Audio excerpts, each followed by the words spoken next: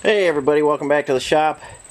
First of all, I'd like to thank everybody that gave their opinion on the snowblower color, and there was an overwhelming amount of people that wanted to keep it original. So there's the yellow color. That's a perfect match to what was left of the snowblower. Sun's beaming in kind of bright, so it might look a little off, but I matched the color perfectly. And those are the frame reinforcements. Then there'll be a coil spring down to the axle. If you've been following along, it's the same setup that's on that CJ6 tow truck. And all that stuff was red, so I kept that original. And this is yellow. And it's not my first choice, but it is original. And I have a guy flying out to take a look at this next week. I believe from Minnesota, something like that, snow country, where he actually wants to use this on some trails. And he was in favor of the yellow also. So that's the color we decided on, but thanks to everybody for weighing in and giving me your thoughts on that. And we'll keep plugging along on pieces that need to be yellow and get those painted and attached to the frame, and I think it'll look okay. Okay, another thing that just showed up this afternoon was our sheet of copper. The light is kind of funny today with the sun beaming in, but there's a sheet of 32-ounce copper. I think that's around 18 gauge if we were going by gauge, but copper goes by ounce. That's 32 ounce, just over 40 thousandths thick, and we're going to make a fuel tank out of that. And like I say, if anybody's interested, I'll film that, how we make a buck and then make a fuel tank out of that. And that's coming next. And what I'm doing right now this afternoon, while it's kind of quiet, is I'm going to get the grill painted so I can mount the radiator, and we get this CJ5 fired up. So I'll show you where we're at on that part of the grill there. We're just going to put a coat of sealer on it. I'll take you in there and show you what I've done so far. Okay, this is the grill for that CJ5, and it wasn't in the best condition. So after it was sandblasted, I put 2 coats of epoxy primer on it. And I'm not a big fan of using body filler in any of my projects.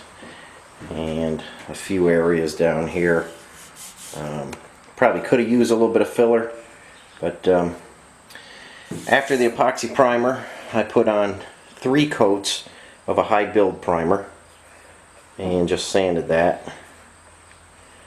And you can see in a lot of areas, I think on the grill bars here, I actually sanded through the high build primer and the epoxy primer. So we're going to shoot another coat of epoxy primer, but we're going to use it as a sealer. So I got the 1-to-1 mix and about 30% reducer, and it's a perfect day for painting. About 78 degrees outside, no humidity. So I got a medium reducer in there, and then we'll wait probably about 18 hours or so. I'll put 2 coats of sealer on. We'll wait about 18 hours.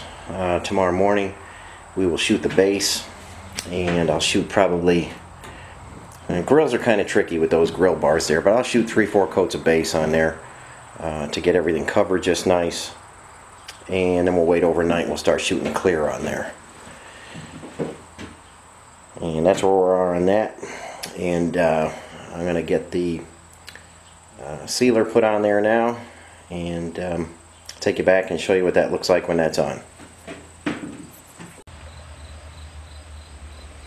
Okay everybody, here's the grill now. Got 2 coats of epoxy sealer on there, and it's not much different than the epoxy primer. Like I'm saying, we just put some reducer in there, and it laid down perfectly flat. We prepped the grill before we put the sealer on with 400 grit sandpaper. We got all our areas faired out and flattened and worked out. So this stuff lays down perfectly flat. I think you can kind of see the reflection in there. That lays down perfectly flat. You can see the hand reflection in there when you reduce it.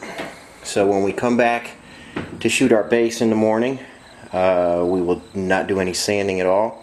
We'll blow it off, we'll tack it off, and get right into the base.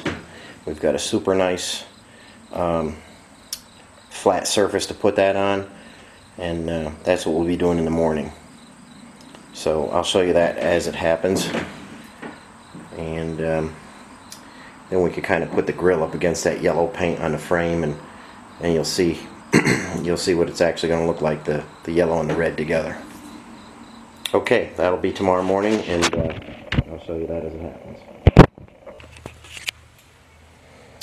Okay, just one thing before we end the video.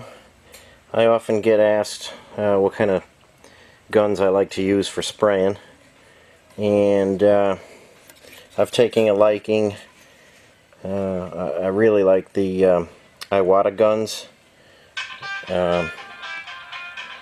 They seem to work real nice. This is a LPH 400, and that's what I just used to spray the epoxy sealer.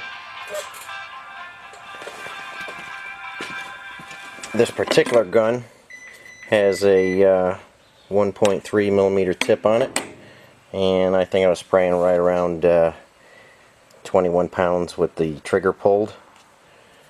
So you know, just for those guys wondering, when I shoot the base, I'll use the same 1.3 tip. When I start shooting the clear, we'll switch over guns. We'll use a 1.4 tip, and I'll show you the process as it goes along. But just want to show you guys what I'm using, because a few guys have wondered and sent a few questions in. But that's a nice high quality gun, and it will lay down your paint perfect. If you prep the surface, this will lay down a perfect paint job. So that's it for today. Just a short one showing you a few things. And if you liked the video, hit the like button, subscribe to the channel, and like I always say, if there's anything you want to see, just send me a comment and I'll try and get it out there for you.